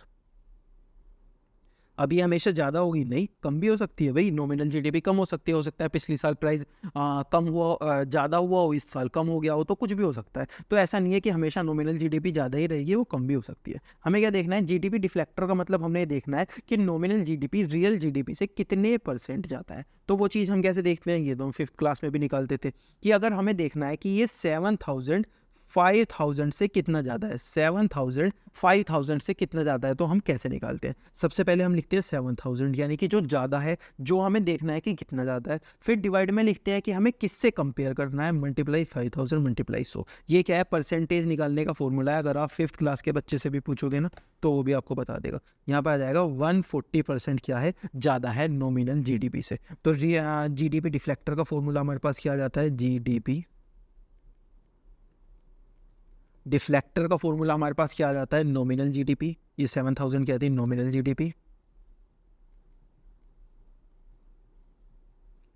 Upon real GDP multiply 100। ये रियल जीडीपी क्या थी? 5,000 थी। तो जीडीपी डिफ्लेक्टर का मतलब हमने क्या समझा? नॉमिनल जीडीपी कितनी ज़्यादा है या फिर कम है as compare to real GDP, उसको हम बोलते हैं जीडीपी डिफ्लेक्टर। तो जीडीपी डिफ्लेक्टर क्या होता है? नॉमिनल जीडीपी कितनी ज़्यादा है या कम है रियल जीडीपी से, उसको हम बोलते हैं जीडीपी डिफ्लेक्टर। इसका फॉर्मूला होता है nominal GDP upon real GDP multiply 100। अब जीडीपी डिफ्लेक्टर का काम क्या होता है? बस समझ लो, याद करने की जरूरत नहीं है। जीडीपी डिफ्लेक्टर का रियल लाइफ में काम क्या होता है? हमें देखना होता है कि हमारा प्राइस कितना ज़्यादा बढ़ गया।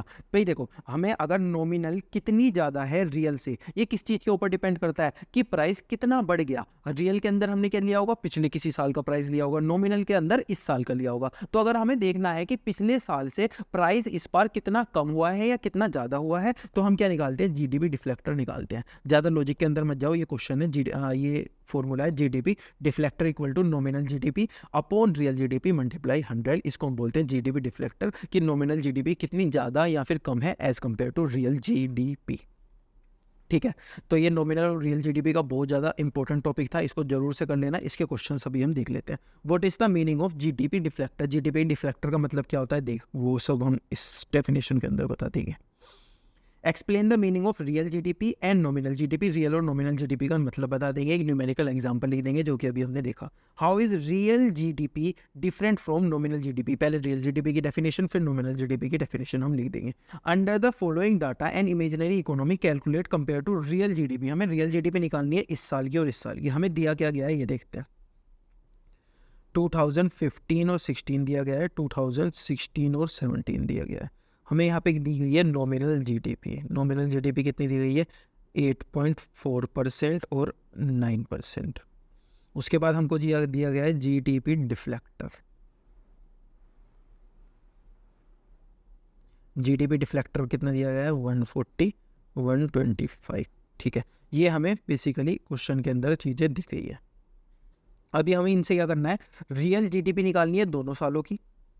हमें क्या करना है? दोनों सालों की रियल जीडीपी निकालनी है और फिर बताना है कि रियल जीडीपी कितनी इंक्रीज हुई। यानी कि हमें एट द एंड बताना है कि यहाँ से यहाँ तक पहुँचने के लिए जो हमारी रियल जीडीपी थी, जो हमारी रियल जीडीपी थी वो कितनी इंक्रीज हुई। How much increase, how much, कितनी ज़्यादा इंक्रीज हुई। तो हम कैसे निकालेंगे? हमारे पास एक फॉर्मूला आता है क्या? GDP deflector equal to nominal GDP upon real GDP multiply 100। अभी हमने ये वाला फॉर्मूला देखा था। ठीक है, तो ये हमारे पास फॉर्मूला आता है। सबसे पहले हम क्या करेंगे? हम इस साल की रियल जीडीपी निकालेंगे, फिर इस साल की रियल जीडीपी निकालेंगे, फिर देख लेंगे कि कितने % इंक्रीज हुई है। तो सबसे पहले हम निकालते हैं 2015 की और 16 की। यहाँ पे हमको जीडीपी डिफ्लेक्टर दिया गया है 140 ये वाला, और जीडीपी नॉमिनल जीडीपी दी गई है 8.4%। Sorry, upon real multiply 100। 2016 और 17 के साल में हमें दिया गया है 125 GDP deflector 9% upon real multiply 100। ये फिगर मैंने कुछ नहीं किया है इस वाले फॉर्मूले के अंदर, ये वाली फिगर्स ये और ये क्या किया, पुट किया सिर्फ, ठीक है।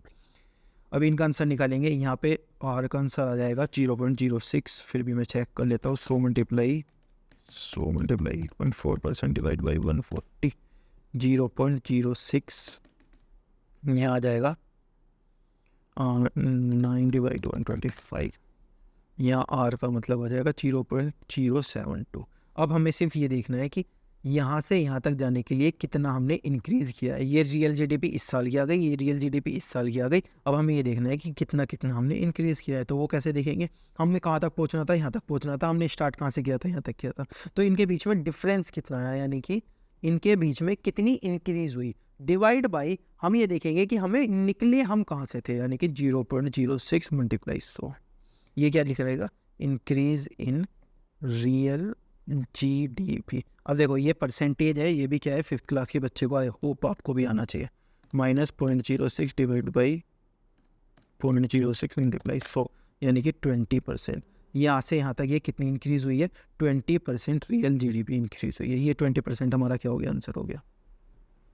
अभी देखो आई होप आपको ये फॉर्मूला तो समझ आ ही गया था। फॉर्मूले को आप पुट कर दोगे रियल जीडीपी निकल जाएगा। आपको कन्फ्यूज़न यहाँ आ सकती है परसेंटेज निकालने के फॉर्मूले में, तो वो मैं आपको बता देता हूँ कि हमने क्या करना होता है ना। हम सबसे पहले अगर हमें ये देखना है कि हमने इस पॉइंट से इस पॉइंट पे जाने के लिए कितना इंक्रीज़ किया, तो सबसे पहले हम इन दोनों का डिफरेंस देखते हैं। तो 0.072 में से माइनस करेंगे 0.06, तो हमें पता चल जाएगा कि हमने नेट इंक्रीज़ कितना किया। तो वही चीज़ मैंने यहाँ पे माइनस की, ठीक है। अब हम डिवाइड करते हैं कि हम चले कहाँ से थे। हमने यहाँ से यहाँ तक पहुँचना था ना, हमें यहाँ से यहाँ तक तो नहीं पहुँचना था, हमें यहाँ से यहाँ तक पहुँचना था। तो हम चले कहाँ से थे, वो उससे हम क्या कर देंगे, डिवाइड कर देंगे। ये मैंने डिवाइड कर दिया, मल्टीप्लाई 100 कर देंगे, उससे हमारा आंसर आ जाएगा कि हमें यहाँ से यहाँ तक निकालने के लिए, यहाँ से यहाँ तक जाने के लिए कितना परसेंट इंक्रीज़ किया, 20% इंक्रीज़ किया। तो ये क्या था, फॉर्मूला था परसेंटेज निकालने का। ये फॉर्मूला अभी आपको समझ में आ गया होगा। तो इस तरीके से हम इस वाले क्वेश्चन को भी सोल्व कर सकते हैं कि इस वाले साल से इस वाले साल में जाने के लिए हमने कितना क्या किया, इंक्रीज़ किया रियल जीडीपी के अंदर। ओके, इसके बाद question 5, value of nominal GDP of an economy is इतने करोड़ और रियल जीडीपी की वैल्यू कितनी है, इतने करोड़। Calculate GDP deflector. अब तो ये हम आराम से निकाल देंगे, GDP deflector equal to nominal GDP 2500, real GDP 3000 multiply 100, 83.33 answer आना चाहिए। 25 डिवाइड बाई 30 मल्टीप्लाई 100। यस, इतने परसेंट क्या हुआ है, डिक्रीज़ हुआ है नॉमिनल से रियल पे जाने के लिए, यानी कि जीडीपी डिफ्लेक्टर कितना है, 83.33%। सिंपल फॉर्मूला जो हमने किया था उसमें हमें वैल्यू पुट करनी है। Nominal GDP is rupees 840 crore और प्राइस इंडेक्स हमें इतना दिया गया है। तो अगर हमें नॉमिनल जीडीपी निकालनी है equal to real multiply price index upon 100, तो हमें क्या निकालना पड़ेगा, नॉमिनल की वैल्यू हम पुट करेंगे 840 इक्वल टू रियल हमें निकालना है, प्राइस इंडेक्स हमें 120 दिया गया है, नीचे 1000 लिख देंगे। तो आर की वैल्यू हमारे पास क्या आ जाएगी, 840 मल्टीप्लाई 100 डिवाइड बाई 120, 700 हमारी रियल जीडीपी आ जाएगी। रियल जीडीपी कितनी आ जाएगी, 700। सिंपल, जो हमने फॉर्मूले किए थे ना उनके लॉजिक समझने में हमको ज़्यादा टाइम लगा, हमें सीधा सीधा फॉर्मूले निकालने, सारे क्वेश्चन सॉल्व हो जाएंगे। Real GDP is an economy, real GDP कितनी दी गई है हमें, रियल दी गई है इतनी, नॉमिनल जीडीपी इतनी दी गई है, प्राइस इंडेक्स हमें बताना है। तो nominal equal to real upon 100 multiply price index. Nominal हमको दी गई है 650, रियल दी गई है 520 upon 100 multiply price index. Price index निकालने के लिए 125 प्राइस इंडेक्स।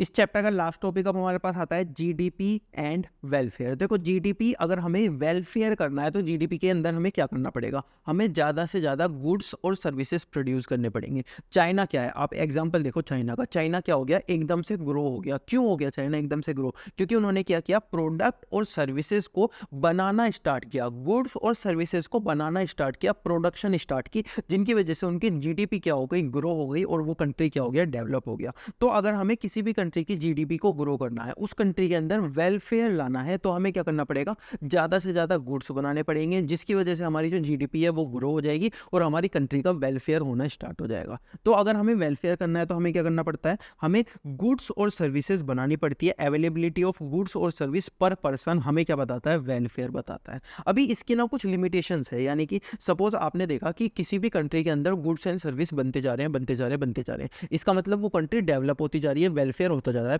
पीपल का वेलफेयर होता जा रहा है। लेकिन मैं बोलता हूं कि गुड्स और सर्विस बनाने के बाद भी ना कभी कभी पीपल्स का वेलफेयर नहीं होता। कैसे कैसे नहीं होता, नॉन मॉनेटरी एक्सचेंज, जैसे कि सपोज एक इंसान को दूसरा सामान दिया और दूसरा सामान ले लिया, यानी कि ये क्या किया, इन्होंने बार्टर एक्सचेंज किया, मनी की ट्रांजैक्शन बीच में नहीं आई, तो हमें नहीं पता चल पाएगा। देखो जीडीपी हमें क्या बताती है, जीडीपी हम जब भी तो निकाल सकते हैं जब हमारी मनी की ट्रांजैक्शन होगी। सपोज मैंने आपको कुछ सामान दिया, बदले में आपने मुझे कुछ सामान दे दिया, तो हमने क्या किया, हमने बदला बदला सामान का किया, लेकिन पैसे तो हमारे बीच में कुछ भी नहीं आए, तो जीडीपी को तो पता ही नहीं चल पाया कि वहां पे वो ट्रांजैक्शन हुई, वहां पे वेलफेयर हुआ पीपल्स का। भाई आपको कुछ सामान मिला है, मुझे कुछ सामान मिला है, तो हमारा वेलफेयर हुआ ना, लेकिन हमने पैसे नहीं लाए, इसलिए जीडीपी को तो पता ही नहीं चल पाया कि यार वेलफेयर भी हुआ है पीपल्स का। तो यहाँ पे क्या हुआ, जीडीपी फेल हो गई ये पता लगाने में कि वेलफेयर हुआ है पीपल्स का या नहीं हुआ। ये होती है इसकी पहली लिमिटेशन, यानी कि जहां पर जीडीपी हमें नहीं पता पाती कि वेलफेयर हुआ है या नहीं, ये होता है नॉन मॉनेटरी एक्सचेंज। अगर कोई भी बार्टर सिस्टम को फॉलो करता है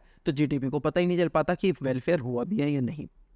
उसके बाद कंपोजिशन ऑफ जीडीपी, कंपोजिशन यानी कि सपोज किसी कंट्री के अंदर डिफेंस के लिए बहुत ज़्यादा गुड्स बनाए गए हैं। आप नॉर्थ कोरिया का एग्जांपल लो, आप अगर रशिया का भी लेना चाहते हो वो भी लो, तो वहाँ पे क्या होता है, रशिया जब सोवियत यूनियन था ना, तो ये क्या करते थे, ये इकोनॉमी पे ध्यान नहीं देते थे, जितना पैसा आया गुड्स डिफेंस का सामान बना लिया, मिलिट्री का सामान बना लिया, गन्स बना ली, एटम बम बना लिए, बहुत सारे अलग अलग टाइप के बम बना लिए, टैंकर बना लिए, हेलीकॉप्टर बना लिए। यार एक बात बताओ, जो ये सोवियत यूनियन था ये क्या हो गया, बाद में टूट गया। ये टूटने की इसकी वजह पता क्या थी, ये क्या कर रहे थे, सिर्फ और सिर्फ अपनी मिलिट्री को स्ट्रॉन्ग कर रहे थे, लोगों का वेलफेयर हो ही नहीं पा रहा था। अब एक बात बताओ, इंडिया के अंदर सपोज आपने टैंक्स खरीद लिया, इंडिया ने आर्मी खरीद ली, ठीक है, आर्मी मतलब बना ली, या फिर उनके लिए बंदूकें खरीद ली, एटम बम बनाने पे बहुत ज़्यादा ध्यान दे दिया, तो इंडिया के साथ क्या हो जाएगा, क्या मेरा वेलफेयर उससे हो पाएगा? मेरा वेलफेयर थोड़ी ना हो पाएगा। जो डिफेंस का गुड है वो हमारी पब्लिक का वेलफेयर कैसे करेगा? वो तो हमने अपनी प्रोटेक्शन के लिए रखा हुआ है, वॉर हो गई तो उस चीज़ के लिए रखा हुआ है, लेकिन वो उसने एक्चुअल में वेलफेयर किया? एक्चुअल में वेलफेयर उसने नहीं किया। तो सोवियत यूनियन का क्या था, सोवियत यूनियन डिफेंस बनाता जा रहा था, बनाता जा रहा था, बनाता जा रहा था। अभी क्या हुआ, उनके पास ना इकोनॉमी उनकी बहुत ज़्यादा वीक हो गई, तो वो क्या हो गया, टूट गया। उसमें से एक रशिया निकला, यूक्रेन निकला, फिनलैंड वगैरह, मतलब बहुत सारी कंट्रीज बन गई। तो अभी उन्होंने, वे टूटे क्यों, वो उनकी इकोनॉमी वीक क्यों हुई? क्योंकि उन्होंने क्या किया, डिफेंस के गुड्स बना लिए। हमने क्या देखा है, अगर हम गुड्स और सर्विस बनाते चले जाएंगे तो वेलफेयर होता चला जाएगा, लेकिन ये इसकी लिमिटेशन आती है कि अगर हम डिफेंस के गुड बनाएंगे तो जरूरी थोड़ी ना है हमारा वेलफेयर होगा। ऐसा भी तो हो सकता है हमारा वेलफेयर ना हो, क्योंकि डिफेंस से तो किसी का भी वेलफेयर नहीं होता, वो तो हम रखें बनाएंगे और एक जगह पे रख देंगे, हमारी पब्लिक का वेलफेयर होगा ही नहीं। तो ये क्या आती है, इसकी दूसरी लिमिटेशन आती है, कंपोजिशन ऑफ जीडीपी। अगर हम डिफेंस के गुड्स बनाएंगे तो उसमें तो हमारा कोई भी वेलफेयर नहीं हो पाएगा। ये क्या होती है इसकी दूसरी लिमिटेशन। इसके बाद एक्सटर्नैलिटीज़, जैसे हमने सपोज गुड्स और सर्विस बनाना स्टार्ट किया, लेकिन हमने देखा कि इस सर्विस से ना, गुड्स और सर्विस बनाने की वजह से ना इतना ज़्यादा पोल्यूशन हो रहा है कि गुड्स एंड सर्विस बना के हम लोगों का वेलफेयर कर रहे हैं, वो बात ठीक है, लेकिन पोल्यूशन की वजह से उनका जो वेलफेयर हुआ था ना, उससे भी ज़्यादा उनका लॉस हो जा रहा है, लोग बीमार हो जा रहे हैं। क्यों? क्योंकि हमारा पोल्यूशन बहुत ज़्यादा हो जा रहा है। तो ऐसा नहीं होना चाहिए, गुड्स एंड सर्विस आप बनाते जा रहे हो, वेलफेयर के लिए बनाते जा रहे हो, आपको पोल्यूशन का भी ध्यान रखना पड़ेगा। ये सब क्या होती है, एक्सटर्नैलिटीज़, यानी कि अगर आप एक गुड्स और सर्विस बनाने जाओगे तो उसके जो अलग अलग पर्क्स होंगे, उसके अलग अलग जो इफेक्ट होंगे, वो क्या क्या इफेक्ट होंगे, पोल्यूशन हो सकता है, वाटर पोल्यूशन हो सकता है, नॉइज पोल्यूशन हो सकता है, जो हमारे लोग उस फैक्ट्री के अंदर काम कर रहे हैं उनकी हेल्थ को खतरा हो सकता है, वो सारी चीजें भी हमें देखनी पड़ेगी। ये भी क्या हो जाती है, जीडीपी की लिमिटेशन हो जाती है। गुड्स आप बनाते जा रहे हो, आपका वेलफेयर हो नहीं रहा, तो जीडीपी की क्या एक लिमिटेशन है। इसके बाद फोर्थ लिमिटेशन हमारे पास आती है distribution of income. Distribution of income यानी कि सपोज आपने गुड्स, कोई गुड बनाया, जो वीकर सेक्शन है सोसाइटी का, यानी कि जो गरीब लोग हैं वो उसको खरीद ही नहीं पाएंगे, तो उसका वेलफेयर हुआ, उनका वेलफेयर नहीं हुआ। तो ये क्या है, फोर्थ लिमिटेशन है। इसके अंदर हमने क्या समझा, हमने देखा कि अगर हमें वेलफेयर करना है तो हमें क्या करना पड़ेगा, जीडीपी को ग्रो करना पड़ेगा। जीडीपी को ग्रो करने के लिए हमें क्या बनानी पड़ेगी, गुड्स एंड सर्विसेज हमको बनानी पड़ेगी। लेकिन कभी कभी क्या होता है, गुड्स एंड सर्विस बनाने के बावजूद भी हमारा हमारा जो वेलफेयर है वो नहीं हो पाता। वो कौन सी चीज़ें होती है? सबसे पहले हमने देखा नॉन मॉनेटरी एक्सचेंज, उसके बाद देखा कंपोजिशन ऑफ जीडीपी, उसके बाद हमने देखा एक्सटर्नैलिटीज़, उसके बाद हमने देखा डिस्ट्रीब्यूशन ऑफ इनकम। ये क्या थी? इसकी लिमिटेशंस थी। अब इसके क्वेश्चंस कुछ हमारे पास आ जाते हैं। Explain non monetary exchange as a limitation of using gross domestic product as index of welfare of, यानी कि नॉन मॉनेटरी एक्सचेंज को हमें डिस्क्राइब करना है। ये कौन सा था हमारा? Non monetary exchange. इसको हम क्या कर देंगे? डिस्क्राइब कर देंगे, ठीक है। Give one example of negative यानी कि सपोज हम गुड्स और सर्विस बना रहे हैं, तो हम क्या कर रहे हैं? उसकी वजह से हमारा पोल्यूशन हो जा रहा है। तो ये क्या है? नेगेटिव एक्सटर्नैलिटीज, यानी कि गुड्स और सर्विस को बनाने का नेगेटिव इफेक्ट हमारे ऊपर क्या पड़ता है, ठीक है। GDP does not give us clear indication of the economy welfare of a country. जो GDP है कभी कभी क्लियर इंडिकेशन नहीं दे पाती। क्यों नहीं दे पाती? उसकी क्या क्या लिमिटेशंस है? तो ये चारों की चारों लिमिटेशंस इसके अंदर हम लिख देंगे। Vote are externalities. एक्सटर्नैलिटीज क्या होती है? उसके टाइप्स क्या होते हैं? तो एक्सटर्नैलिटीज के बारे में हम लिखेंगे और एक एक एग्जाम्पल उसके बारे में हम लिख देंगे। इसके बाद gross domestic product is not the best indicator of the economic welfare. डिफ्यूट या फिर डिफेंड करो स्टेटमेंट को। हम बोलेंगे हाँ जीडीपी जो है वो हमें बताती है वेलफेयर होता है या नहीं होता, लेकिन कभी कभी वो वीक पड़ जाती है। क्या क्या उसकी प्रॉब्लम्स होती है? ये सारी लिमिटेशंस इसके अंदर हमें लिखनी पड़ेगी। Management of a water polluting oil refinery से that it ensure welfare through its contribution. अभी देखो, एक ऑयल रिफाइनरी थी, वो बोल रही थी कि भाई देखो मैं ना ऑयल बनाऊंगी। क्या बनाऊंगी? ऑयल बनाऊंगी। लेकिन उस ऑयल की वजह से क्या होगा ना, लोगों का वेलफेयर हो जाएगा। लोग क्या हो जाएंगे? अच्छे हो जाएंगे, लोगों का वेलफेयर होना स्टार्ट हो जाएगा। लेकिन हमने देखा ऑयल बनाने की वजह से पोल्यूशन इतना ज़्यादा हो जा रहा है कि ये क्या हो रहा है? लोगों का वेलफेयर तो हो नहीं रहा, ऊपर से क्या हो रहा है? वेलफेयर हो रहा है, थोड़ा सा वेलफेयर हो रहा है, लेकिन पोल्यूशन की वजह से लोग बीमार पड़ रहे हैं, लोग जल्दी मर जा रहे हैं। तो यहाँ पे क्या हुआ? ये जो ऑयल रिफाइनरी बोल रही है भाई मैं तो गुड्स एंड सर्विस बना रही हूँ, मेरी क्या गलती है? अगर पोल्यूशन हो रहा है तो हमें इसको बोलना पड़ेगा नहीं। अगर आपको पोल्यूशन हो रहा है, आपकी वजह से वेलफेयर नहीं हो पा रहा, तो हमें क्या करना पड़ेगा? ऑयल को बनाना बंद करना पड़ेगा। पोल्यूशन जिसकी वजह से हमारा क्या हो जाए? कंट्रोल हो जाए, पोल्यूशन रुक जाए। तो ये सारी चीज़ें हमें इस क्वेश्चन के अंदर लिखनी पड़ेगी। Higher GDP means greater per capita availability of goods in the economy. Do you agree with the statement? Valid reason support your answer. इन्होंने क्या बोला है? अगर हमारी GDP ज़्यादा होगी तो हमारा क्या होगा? गुड्स एंड सर्विसेज ज़्यादा होगी और हमारा वेलफेयर भी अपने आप ज़्यादा हो जाएगा। क्या आप इस स्टेटमेंट से एग्री करते हो? आप बोलोगे हाँ, GDP की वजह से क्या होता है? GDP ज़्यादा होने की वजह से हमारा वेलफेयर ज़्यादा होता है, लेकिन इसकी कुछ लिमिटेशंस होती हैं। तो वो 4 की 4 लिमिटेशंस आपको इसके अंदर लिखनी पड़ेगी।